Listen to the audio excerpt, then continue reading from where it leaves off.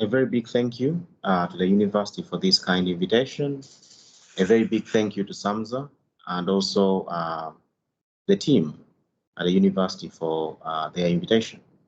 So as SAMSA introduced, I am Dr. Chrispas Nyombi. I am a visiting professor in a number of universities, including Cairo. And I'm also an associate professor at Canterbury University. So my experience is quite vast. It includes experience as a practitioner, but also working for a number of organizations as supranational level, including the United Nations Commission for International Trade Law. I've also carried out editorial work for a number of key journals in the field, especially international commercial law journals. So therefore, I hope my presentation would be well received. The purpose of today's presentation is to introduce to you academic writing skills and also the essential elements of a doctoral thesis. So the focus will be level 7 and level 8 academic writing. So to proceed, the first PowerPoint slide refers to research. Research is the key element of doctoral studies or even PG studies. A postgraduate researcher should have the ability to carry out research. By research, it simply means going out there and finding something new beyond what is available in the textbooks. Especially at level 8, a PhD student generally must be able to carry out original research. So original research normally involves exploring something or examining something new, something different, something original from what is available in academic research or existing scholarship. So the first key thing is to conduct research. How do you conduct research? Normally it means desktop research, sitting down, engaging or writing, or essentially reading books, journal papers. And also by research, in this case, could also include reports and policy documents of any sort.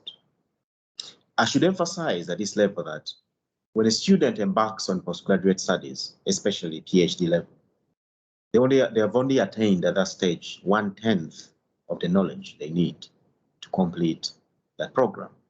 So that means 90% of the knowledge you need to be able to complete your PhD is knowledge that you will acquire through your research. So research is the bedrock of level 8 studies. The other thing that we should also bear in mind, we should have a firm grasp of the idea. A student should have a firm grasp of the topic they want to study. If you're embarking on PhD studies, or if you're doing PhD studies, your supervisor is not responsible for finding a topic for you. You should have harnessed, you should have understood, you should have gained a firm understanding of that topic prior to embarking on these studies. But if you haven't, still doesn't mean you cannot pursue it. But when you're looking for that gap or that problem that you want to carry out your research, you need to make sure that it's a legal problem. So in other words, you need to make sure that you focus on law. You need to make sure that you don't focus on politics, you don't focus on economics, you don't focus on social studies or business studies. If it's a law PhD, you'll be focusing on a legal issue. How do you know there's a legal issue? Is there a gap in law? Is there a case that went wrong? Is there a judgment that you disagree with? Is there a certain law that is missing? The way companies are regulated, the way the criminal justice system is regulated, the way the environment is regulated in your country. Is there a problem? Is there a gap? Is there an issue that is legal that warrants further analysis or inquiry? That's the question you must ask yourself. And the other thing that I need to emphasize when carrying out research, if you cannot say something simply, then you have not understood it. That simply means using technical terms or high grammatical terms does not necessarily mean that you've understood something. A very good academic, a very good writer is one who takes something which is very complex and transforms it or expresses it in very simple terms. So instead of writing complex language or complex English, write very simple but coherent English. You need to bear that you need to bear in mind that you're writing for a wide audience, and this audience would include undergraduate students, master's students, or even any individuals from around the world. So you need to make sure that you need to bear in mind your audience when you're writing. So avoid using very high grammatical terms. Use very simple but coherent English. And the other thing is you need to have a clear structure. That's one of the key things you must bear in mind. You must have a clear structure for carrying out your research. If you don't know where you're going, there's no way you'll be able to get there. You need to know where you're going. It doesn't mean that it will be perfect, because at that stage, you would have ideas, but those ideas may not be perfect. So what is required of you is essentially to explain a legal issue, which is chapter 1. Chapter 1 of your PhD, of your thesis, is normally the rationale chapter, the problematizing chapter. You point out the legal problem or the gap that you found. Why is that gap significant? In other words, what impact has that gap created? Have companies been affected? Have individuals been affected? Who has suffered as a result of that gap in law? After highlighting that gap, the next thing will be what have academics said about it? That's chapter 2. Chapter 2 of your thesis will explore what have academics written about it. That is what we call a literature review. And we need to bear in mind that a literature review has nothing to do with a theoretical review. A theoretical review is where you look at a number of scholars briefly and simply explain what they've done. That's not PhD level or level 8 or 7, in my view. What is required of you is to look at 1, academic literature, books and journal papers, cases, legislation, reports. That's not academic literature. You look at what academics have written. And also newspapers are not academic, or websites. They are not academic literature. These are published scholarly pieces of work. You need to look at them and decide which ones are significant enough to be included. So your literature review section or your literature review chapter, it is a section if you're doing a master's dissertation, but for a PhD, it's a chapter. That chapter would include key scholars that have made a significant contribution to research in that area. Now, these key scholars you have to look at what they've done. So what was their research about? What did they find out? What was the significance of their findings? And what did subsequent scholars do or contribute to that research? So you need to do that pretty much for every scholar. So you're going to end up having at least 1,000 words, minimum 500 words per academic piece of literature. So a literature review is the next step. After a literature review, methodology. The method is the approach you use to be able to carry out your research. You could do comparative research. You could do doctrinal. Doctrinal simply means analysis of cases, analysis of legislation. There's a tendency for students, because I've examined a number of PhDs from Pakistan and Bangladesh and all over the world, basically. There's a tendency for students to confuse library, web databases, where probably LexisNexis, Westlaw, where they can access various journal papers. That's not a methodology. The methodology is a research approach that you have employed that has enabled you to harness or to gain those findings that upon which you make recommendations in your thesis. In most cases, you find in law, comparative research is used a lot. We compare different jurisdictions to find out if there are certain solutions we can learn from there. Case studies are used a lot. By a case study, you try to learn you try to learn problems in a certain industry, in a certain country, or a certain law. By case study, you do a study, a general study. Someone called Robert Yin has written extensively on case studies. You could also use doctrinal. Doctrinal simply means analysis of cases and legislation. You could also use documentary analysis, which means you've gone beyond cases and legislation. You've started looking at other important policy documents. So in other words, a methodology section is a very important section where you must point out what your research approach is going to be. So it is quite critical. After carrying out your methodology, then you must proceed on to carry out a substantive legal chapter. Remember, in chapter 1, all you've done is basically pointed out there's a problem, it's a legal problem, there's a political outcry, or there's an outcry from civil society in a country. But you have not really gone in depth in explaining the law. So chapter 4 gives you the opportunity to actually say, this is the law as it is in the country, in the region, but also even internationally. You can tell us what is the current legal position on that topic. Let's say, for example, if you're writing about environmental regulation, the question would be, what is the environmental regulatory approach in Pakistan? How are different agencies regulated? What are the various cases emerging in this area? Is there a regional policy or regional laws? What about neighboring countries? Are they facing similar issues? If so, what legal frameworks have they implemented in response to that? Is there an international framework, maybe at UN level, maybe at G8 level, that needs to be taken into consideration? So chapter 4 gives you the opportunity to actually examine the law in depth. By examining the law, then you can move on to chapter 5, where you identify, or actually you problematize, you prove, you provide evidence of that problem. Remember, in chapter 1, you've identified a problem. Chapter 2, you've provided a literature review.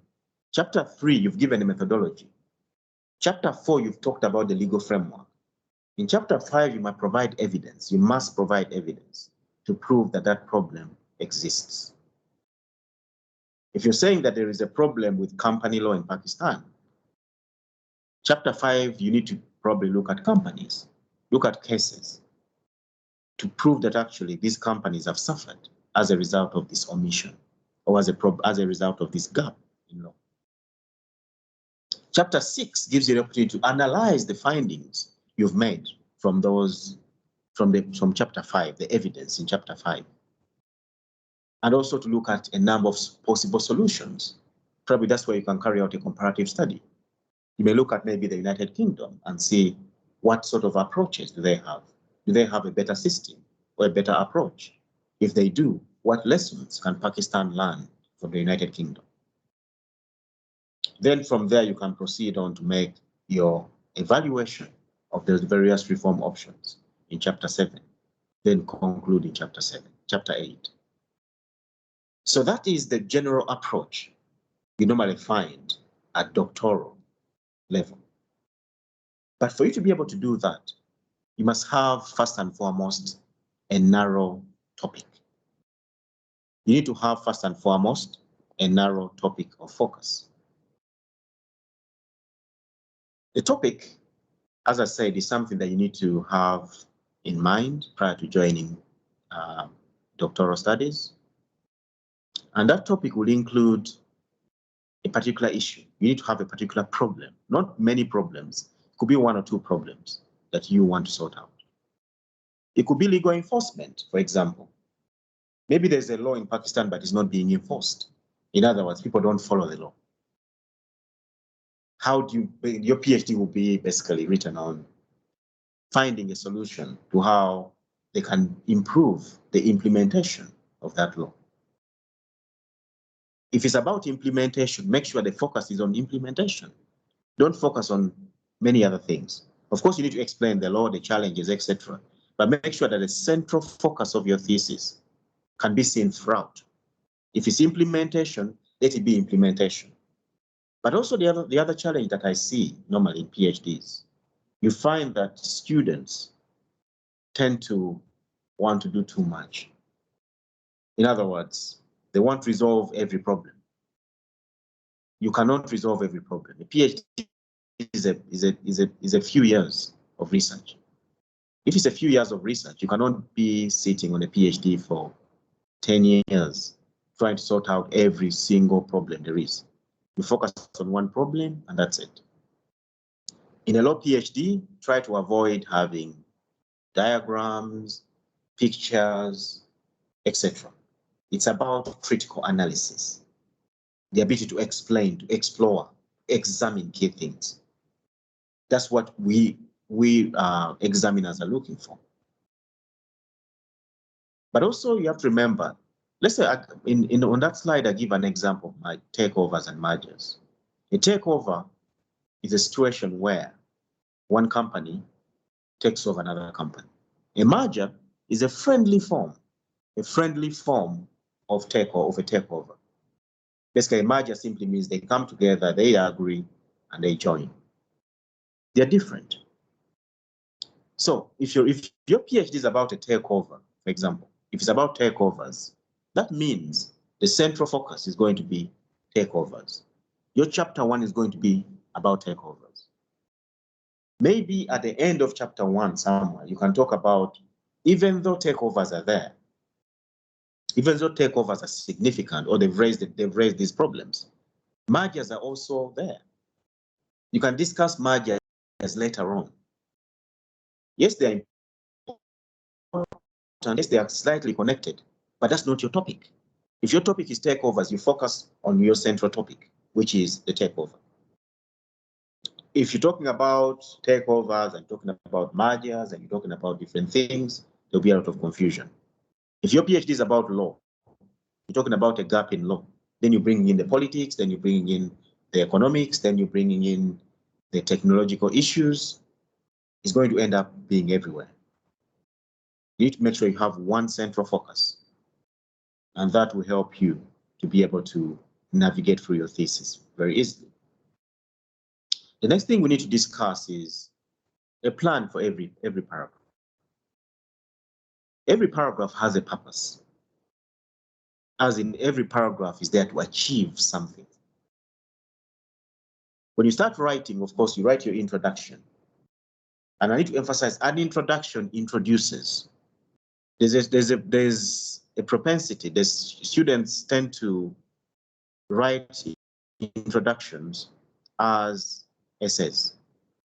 An introduction is essentially where you say the purpose of your research or the purpose of that chapter, why that chapter is being carried out. Then you go and talk about how the chapter is structured. Firstly, secondly, thirdly, fourthly, four or five things you're going to do in the chapter. That's what an introduction is. It's a simple, clear plan for the chapter. After carrying out an introduction, the next thing is the main body, of course. The first sentence of every paragraph is important. For example, if my first sentence is, a number of scholars have made a significant contribution to our understanding of Sharia law in Pakistan. So if my first sentence is, a number of scholars have made a significant contribution to our understanding of Sharia law in Pakistan, then the next sentence would be, these scholars include, you start talking about the scholars because in the paragraph you've said a number of scholars. If you say that a number of studies, then you're going to be talking about studies. If you say that there are several provisions which have caused concern, that means in that paragraph you're going to be talking about that provision. So each paragraph, whatever sentence you write to introduce it, that should be the content of that paragraph. If the paragraph is talking about scholars, don't include any legislation or laws in there, because that's not the scholars you talked about. Make sure that you focus each paragraph. And each paragraph must have a conclusion. In other words, once you've talked about a number of scholars, you mentioned those scholars, then you have to say, therefore, these scholars have done this. Therefore, these scholars are significant. So essentially, the point I'm trying to say here, each paragraph must have a sentence that introduces it and a sentence that ends it. And within it, you need to reflect back and say, the sentence that introduces it, have I answered? Have I addressed that very key issue that I had raised in the first paragraph or in the first sentence? And you need to make sure that you include examples. In other words, make sure that every paragraph has empiricism. If you're talking about a number of scholars, include those scholars in there, mention them. If you're talking about a number of studies, include them. If you're saying that there is certain statistics, include those statistics. But also there's a tendency for students to write without evidence. And that is one of the biggest issues that I've found. In other words, you write a paragraph based on your own understanding, not based on research, not based on law, based on your own understanding. A student could write that, given the political climate in Pakistan, there is evidence of non-adherence, there's evidence of corruption. If you mention something like that, you need to have strong evidence to support it. That strong evidence is not a newspaper. That strong evidence is not something they told you. It has to be a report. Is there a government report that says it? Is there an academic study that proves it? So make sure that if you make a particular point, that point is supported by adequate evidence. That is very important, the evidence element. The other thing is the introductory paragraph. That's the next slide we're on. The introductory paragraph sets the tone. As I say, the introduction itself sets the tone. It tells the reader what the chapter is about. It's not there for you. You shouldn't have references in the introductory paragraph because it's about you telling the reader. But the other thing that I will emphasize when writing, make sure you refer to things such as this thesis, this study. That shows ownership. This thesis, this study, this research. That's a good way of showing ownership of what you're writing. And it makes your work stand out. It shows that you've not copied. You're referring to your own work. You're basically engaging on a personal level with the research that you're carrying out. And if you have any key terms, key issues, for example, if you're writing a chapter on, let's say, for example, alternative dispute resolution, ADR in Pakistan. So the first thing would be for you to define ADR. What do you mean by ADR? Because it's a very broad term. Are you focusing on a particular form of ADR? Is it mediation? Is it arbitration? Which sort of ADR are you referring to? Then you tell the reader what it is, then you can move on to talk about it. So again, the introductory paragraph is quite significant, and normally it's followed by an explanation of those key terms or key areas that you're going to look at. The next one is essentially the main body of the paragraph. So the main body of the paragraph is also equally important. In the main body of the paragraph, the emphasis would be on evidence and knowledge. It's about evidence and knowledge. You write a sentence, to start it off, you must include evidence throughout. A good piece of work is where there is statistical evidence. You refer to cases, you refer to regulatory provisions, policy initiatives. In other words, it looks heavy, it looks well supported. So the main body of its chapter should always include a lot of evidence. So there's a tendency for students to write generally without referring to evidence. So evidence is the key element that glues together those paragraphs within the main body. And also the other thing when it comes to academic writing at level 8, you have to remember that your work has to flow. In other words, if one paragraph is talking about one thing, let's say one paragraph is talking about mediation, the next one is talking about arbitration, the next one is talking about courts, then the other one is talking about conciliation, it becomes it becomes a list, very confusing. You need to make sure that the conclusion of one paragraph links to the next paragraph.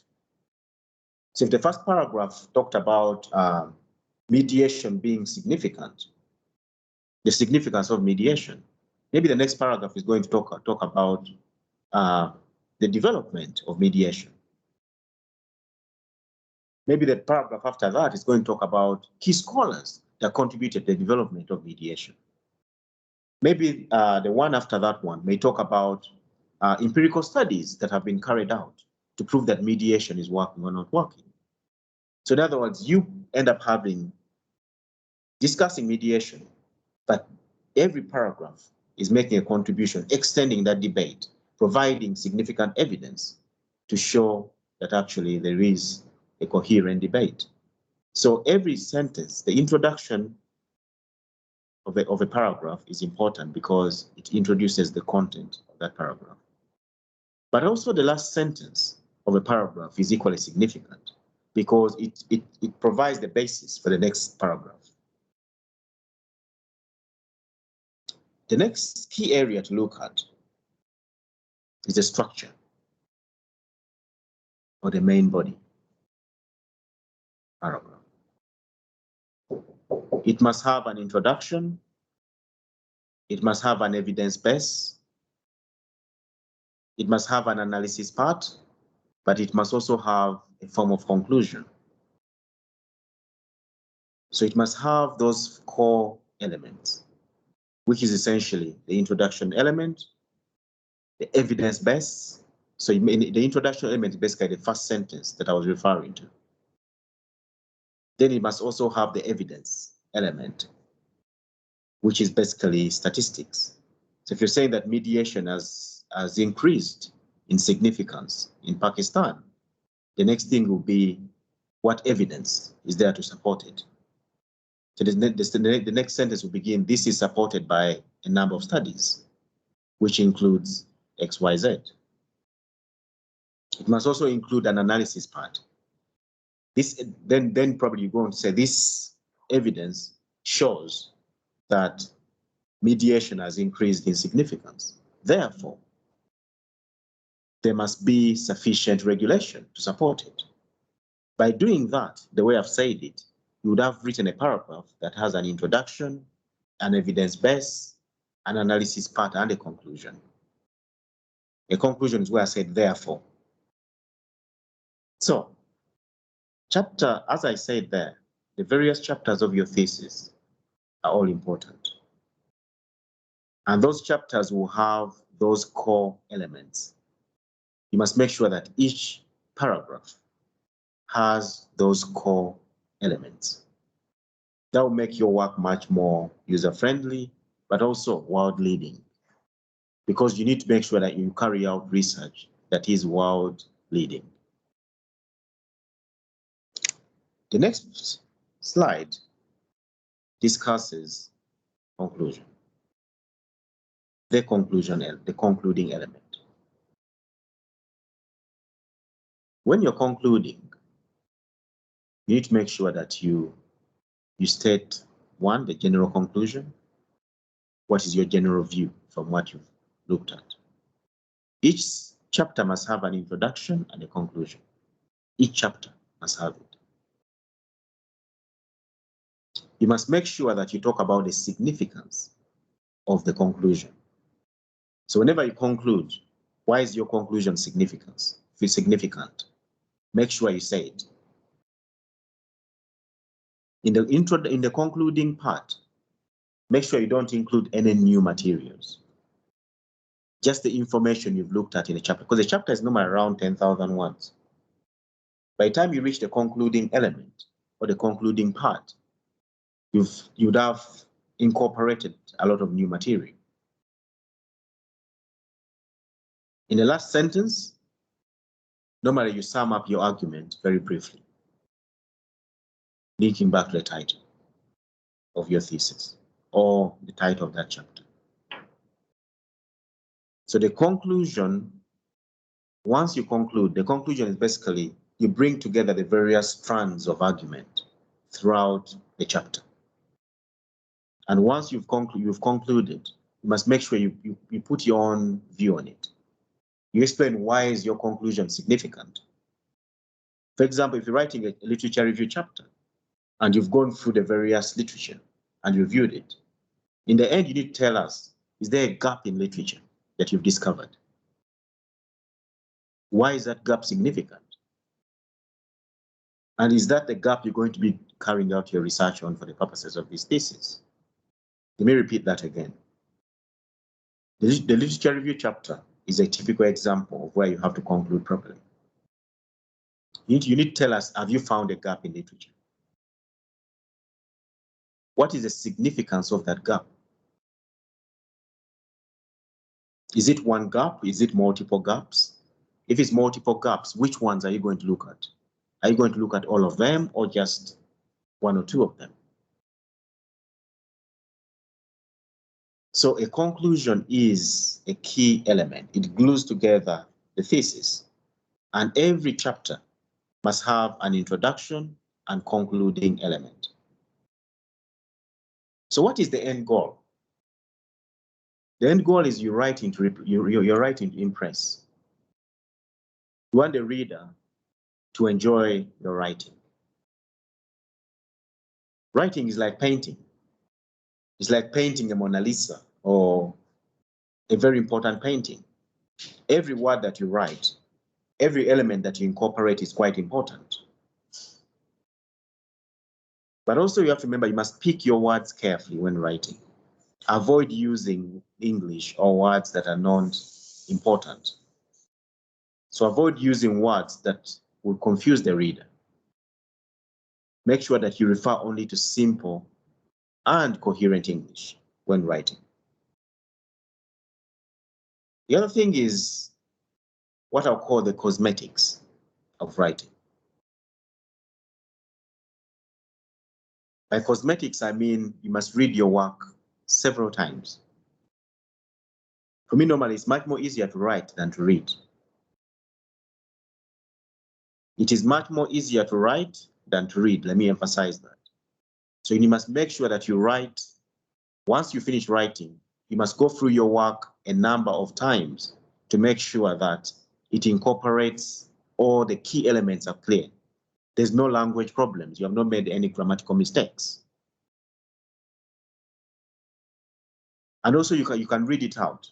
Because in most cases, when you read it yourself, you could make a mistake without knowing. If you read it out, it's like you're speaking to someone. It's much more easier to understand or to pick a mistake. So let me emphasize that reading is more difficult than writing. So make sure whenever you read something, read it through several times. Does it make sense? Is this English grammatically correct? And from there, you'll be able to gain a much more firmer understanding of what is required. The checklist. So this is the general checklist of what I've said. Does the main body action? You need to first ask yourself that. Does the main body this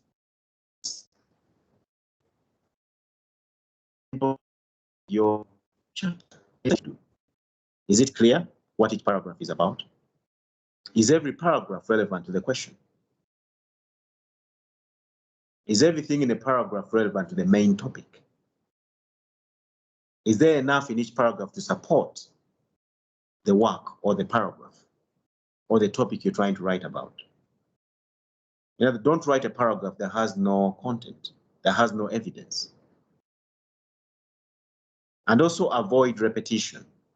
Now, this is one of the things that I tend to find a lot when examining PhD thesis. I find that students tend to repeat things. In other words, they write about economics, then they write about economics again, then they repeat the same thing in the next paragraph, then they repeat the same things in another chapter. What is written in chapter 1 should not be repeated. Every chapter is independent. Every chapter is different. So what is written in certain chapters should not be repeated. So that's the key thing. And also you have to look at relations. Does every paragraph relate clearly to the other? In other words, there must be a link between chapters. Does every chapter link to the next chapter? Does every paragraph link to the next paragraph?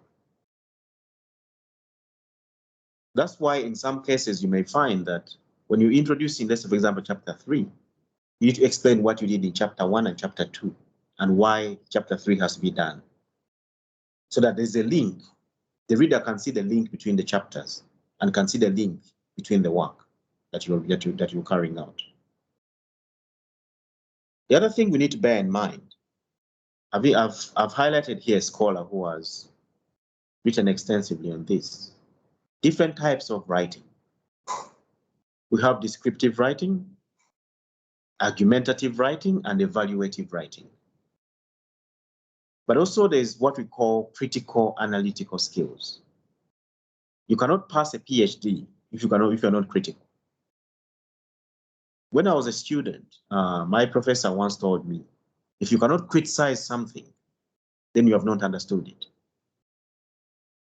If someone tells you something and you take it as it is, if you look at a certain law, a certain policy, a certain initiative, and you don't see any gaps, any issues, or any problems, then you have not gone in depth in understanding it. Everything can be criticized, everything has a problem. Descriptive writing, first of all, let's start with that. With descriptive writing, the problem with it belongs to undergrad. I think it belongs to level 4. Level 7 and level 8, you cannot describe. Yes, you can describe the key organizations, but that's it. You cannot describe, you must be analyzing. Descriptive writing is not accepted, where you merely describe something, how it works, explain it basically in simple terms. That is not accepted at doctoral level. At doctoral level, you must go beyond description. You must engage in what we call argumentative writing, where you say to argue, where basically you argue or you engage. That's the same thing, especially in chapter 1. In chapter 1 of your thesis, you must make sure you point out your research aims and your research questions. Your research aims will be to critically examine, to explore, to interrogate, to evaluate. That's the sort of language you should be using. Not to explain, not to argue. That is level 4, level 5.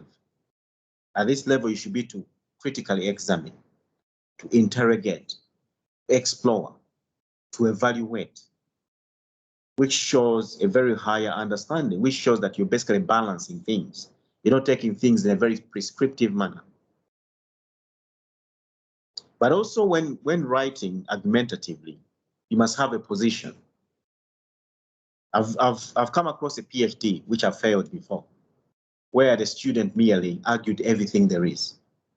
At PhD and level 7 and level 8, you must have an argument. You must have a point. As I said, you must look at your thesis and say, is there a gap? Is there a problem that needs to be addressed? That will be the basis of your thesis. You must give reliable, relevant, and valid and convincing evidence to support it. In other words, you must make sure that you have a position and a well-reasoned position. Chapter 1 has to be argumentative. Chapter 2 has to be argumentative. Chapter 3, you must, in chapter 3, for example, if you're explaining your methodology, let's say, for example, you're saying you're going to be using Doctrinal, you're going to be analyzing cases and legislation. You cannot just say that I'm going to be analyzing cases and legislation. You must go beyond that. You must make sure that you incorporate arguments to why you are going to be using it. Why is it relevant? How are you going to do it? So in other words, this goes beyond level 4 and level 5. The next one is what we call evaluative writing.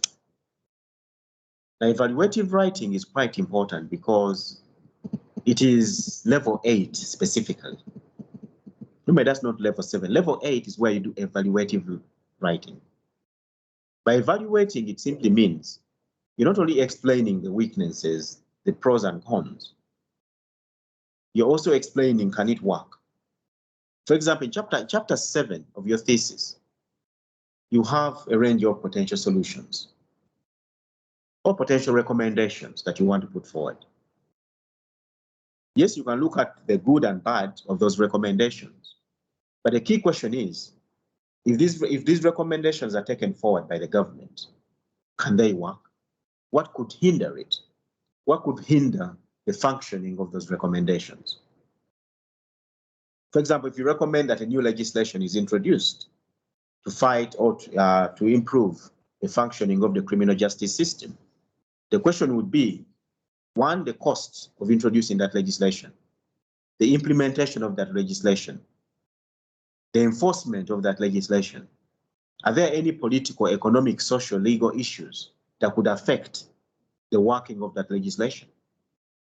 That's what we call evaluative writing. You go beyond, you think outside of the box, and you go beyond the narrow confines of your research to find how it could be better improved. In other words, how that suggestion of yours could be implemented. That is what we call evaluative writing. The next one is critical analytical skills. Critical analytical skills. Let me pause for 1 minute and I revert.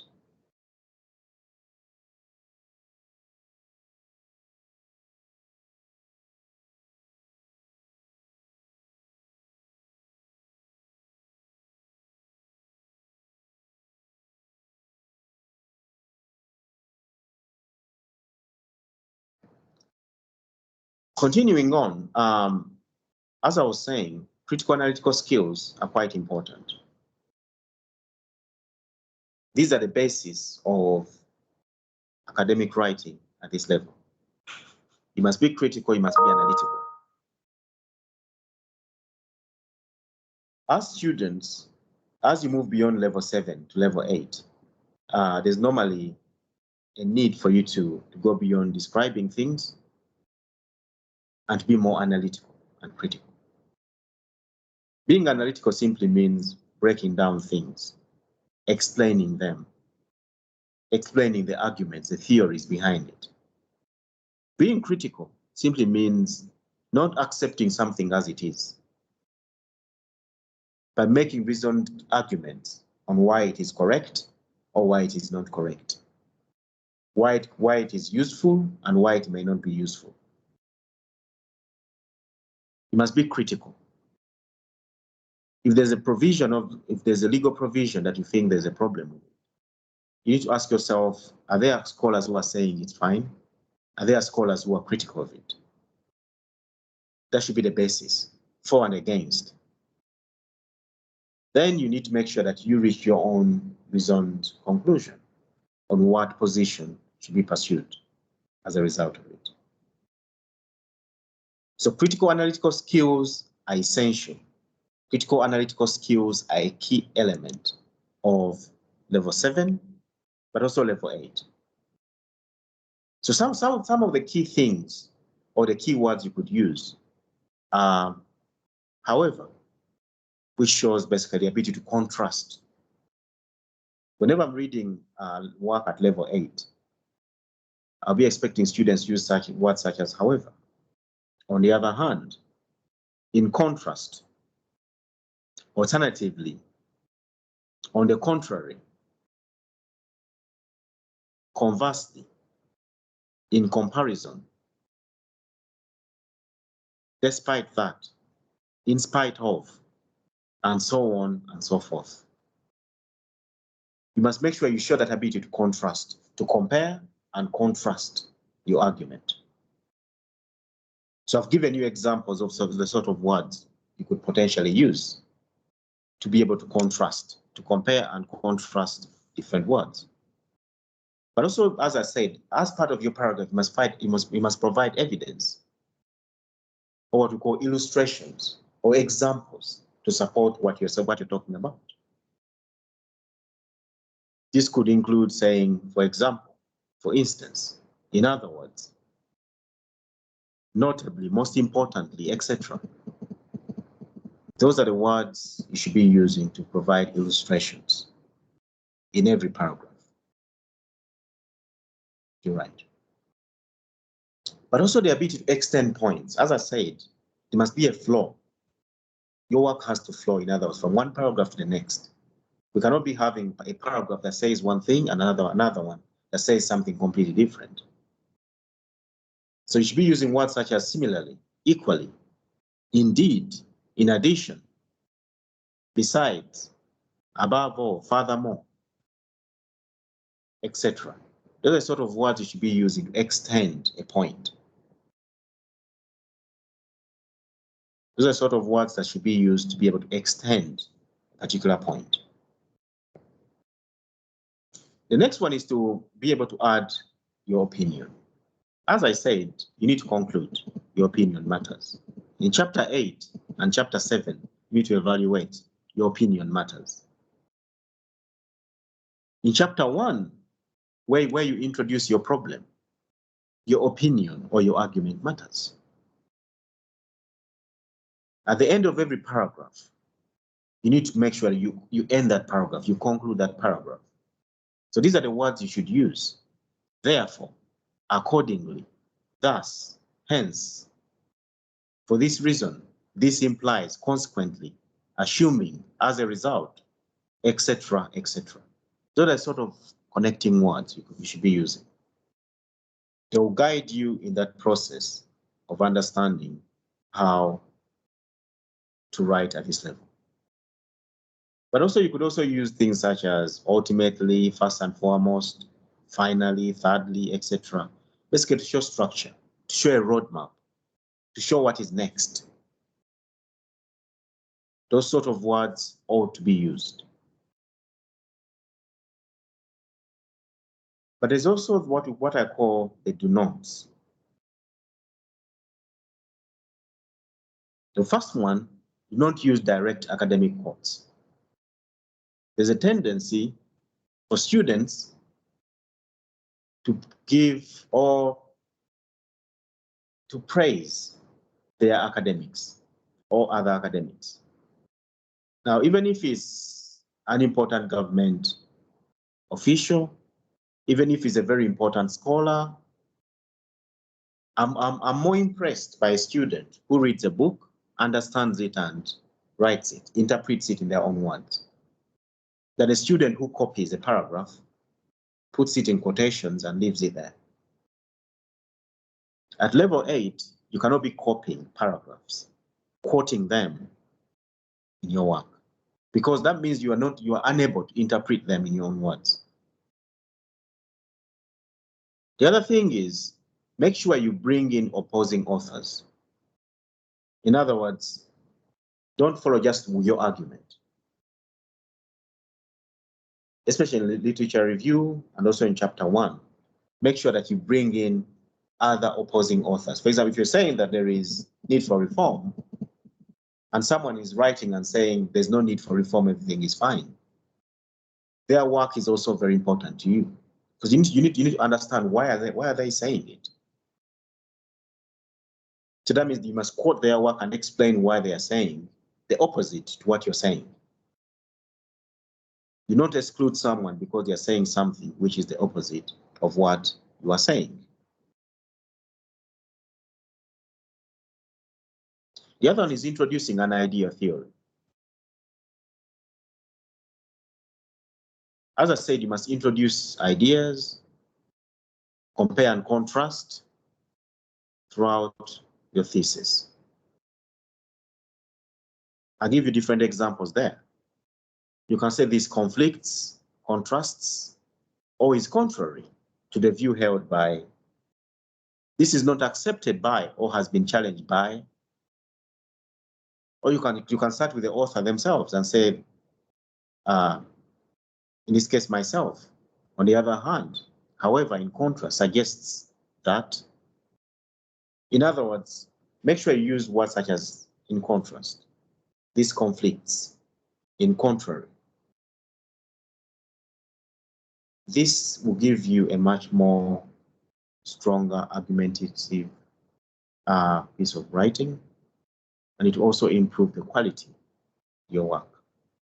So I'm going to emphasize that students, when writing at level 8, they pursue that, what I call conventions of style, those approaches. And I'm going to emphasize use formal, simple English. And make sure that if you're writing numbers which are below 10, write it out in full. If it's 7, write the word 7, not the number 7.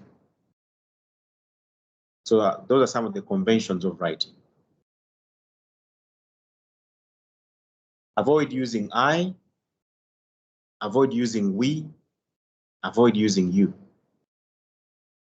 Instead, use things such as, it can be seen that, there are a number of, this thesis has found that. And avoid sweeping statements like it seems, it may, probably, apparently, generally. Those sort of words should not be included. It appears to, it may, probably, apparently, generally. Those sort of words are not accepted. Those sort of phrases are not accepted at this level. I also try to use rational language, because in some cases, for example, the issue of corruption, because I've examined, I've supervised a few students from Pakistan, and they're quite emotional, quite emotive when writing, especially about things such as corruption, etc. But the challenge is that would cloud your judgment. So you need to make sure that you use certain words, or you make sure that you distance yourself from emotive language. Use simple but coherent English. Avoid saying that they are very corrupt or the system is broken, things like that. So language is not accepted at this level. So the next thing that we're going to look at, long-winded sentences.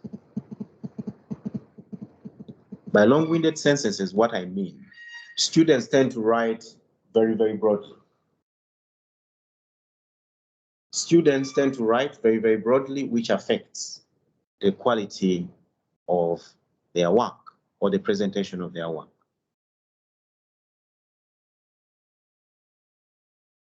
This is a typical example I'm showing you. Here, the student, these are examples I've taken from my own PhD students. The respondents, however, in spite of their doubts about the single currency, for so many benefits, including the elimination of the risks involved in the currency exchange, the equalization of currencies. Now, the first problem I see here, these are all different points for so many benefits, include the elimination of risks. That should be a paragraph of its own. The equalization of currencies, that should be a completely different paragraph. The reduction of administrative costs, that's a completely different point. I think now you understand. When you're making a paragraph should contain one point, not several points. So the student, from this paragraph, the student can easily write 1,000 words from that, because there are so many important points being mentioned in there, just in one paragraph. Actually, this is one sentence. So this sort of academic writing is not allowed at level 7 or level 8. The next one is there. So on this one, you can see the student wrote at this moment in time. First of all, by moment in time, what moment in time? That's not clear.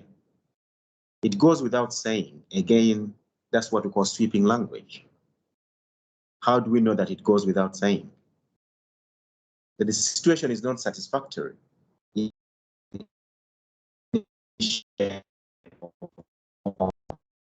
Shape or form, again, so that's bad academic writing. The long, again, English.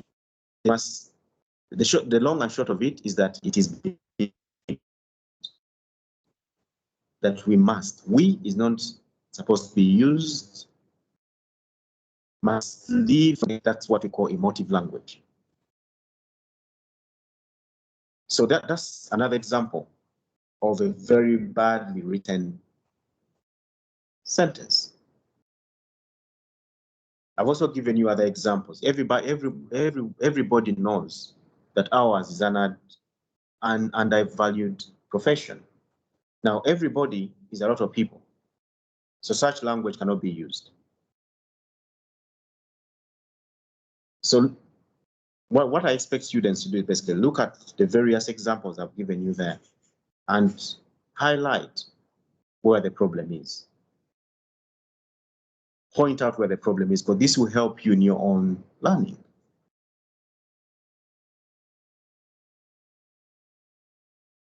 Again, this is another example that ought to be referred to. As you can see here, the sentence starts that Sarah had not sought any contraceptive advice prior to this occasion, even though she would have attended.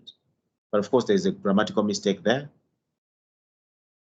Her local family planning clinic, probably because of a number of factors, one of which would be the name, which might prevent young people attending when they are not planning to have a family.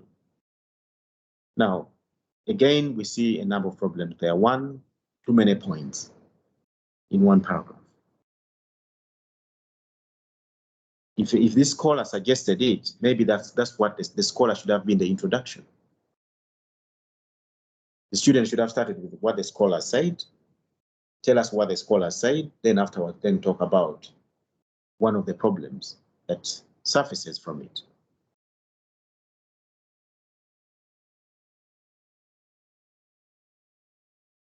The next thing that I need to emphasize, at this level, students must learn to grade themselves. In other words, if you're level 7 and level 8, you are becoming a doctor. You've gone beyond a master. Whatever you write, look through it and ask yourself, does it meet the requisite standard? Don't let your own esteemed view of yourself cloud your judgment about the quality of your work. You need to make sure that you look at it, measure it against certain standards. You can download my papers, you can download other academics' papers and ask yourself, am I writing at the same level? Where can I improve? In other words, be self-critical of your own academic writing. Do not accept something that is good when you know that it's not good. Because the key is improvement, the key is learning, the key is developing. You must make sure that, because development is a personal process. It's a personalized process. So only the developer, only the individual can push themselves to develop. Because for me, I've showed you what needs to be done to be able to approach a PhD at this level, to be able to write in such proper, coherent manner that meets the standard of level 7 and level 8. But at the same time, you must be in a position to be able to read your work several times, but also be critical of your writing. The next slide refers to what we call journalistic writing. Now, students are very prolific in writing what we call in a journalistic manner. Academic writing, if you pick up a journal paper, you find that there's evidence, there is evaluation, there's solutions, there's recommendations. That's what we call academic writing. If you read a newspaper, remember the evidence is limited, it's what people have said. A newspaper is normally something very brief. There's no critical analysis, there's no substantive analysis that goes in it. Journalistic writing is not accepted even at degree level. But still, students persist in writing in such a manner. So we must make sure that we avoid writing what we call the newspaper style of writing. Last but not least, I've provided for you a structure of a doctoral thesis. Chapter 1 normally provides a rationale, a research problem. In there, you will include the scope of your research or the limitations of your research. You have your research aims and your research questions.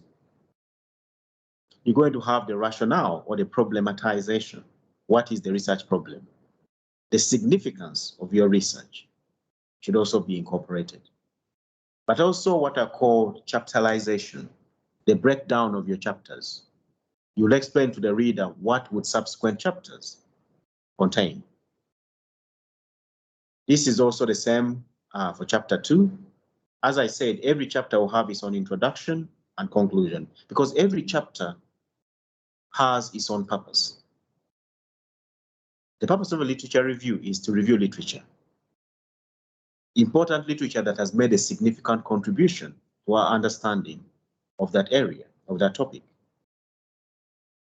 Through a literature review, we are able to examine and find a gap.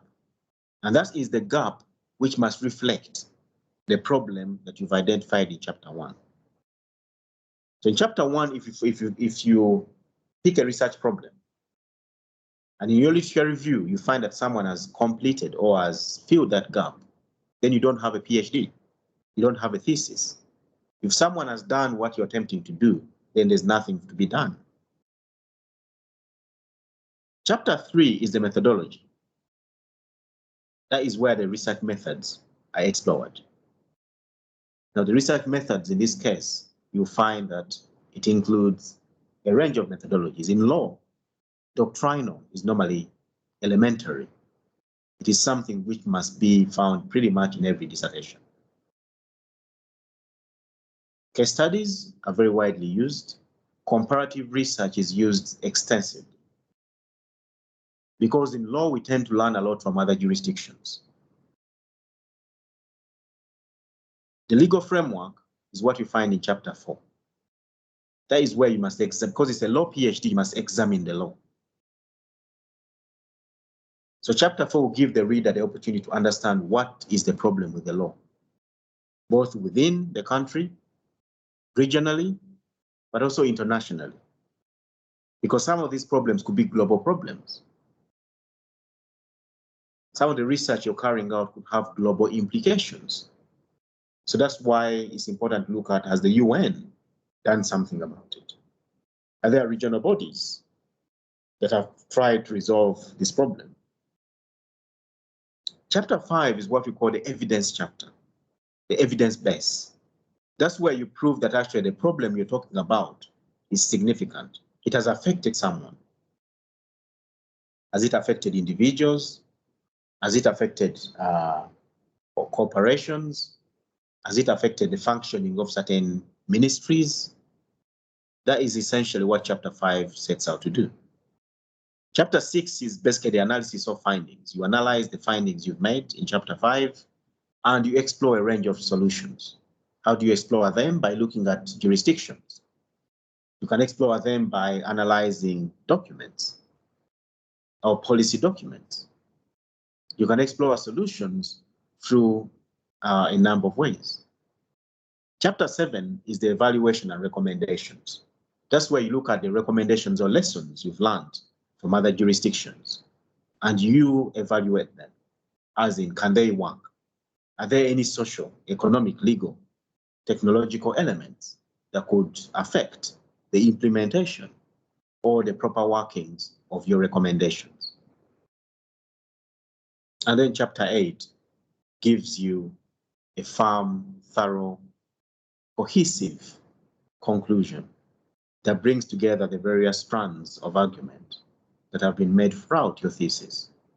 And of course, any sort of final remarks and areas that you feel should be pursued further by future researchers in this area. So that pretty much covers what today's session was about. To recap, advanced academic writing is a process. Every paragraph has a point, 1 point. Every paragraph has an introduction. Every paragraph has a conclusion. Every paragraph has a main body. You must make sure that you understand the structure of a PhD thesis. And you must also make sure that you write in a very simple and coherent manner. You need to bear in mind your audience, because your thesis is something that will be read globally. You must make sure that you use certain words to contrast. Critical analytical skills must be embedded within your thesis. At the same time, you must make sure that you evaluate or write in a very argumentative, not descriptive, but argumentative manner. And within it, you must make sure that you are very evaluative and very critical of your argument. You must make sure that every chapter has an introduction and conclusion, and every chapter has a separate purpose. Do not mix chapters. If you do, you're going to end up repeating or engaging in repetitive writing. That's it from me today, and a big thank you to everyone.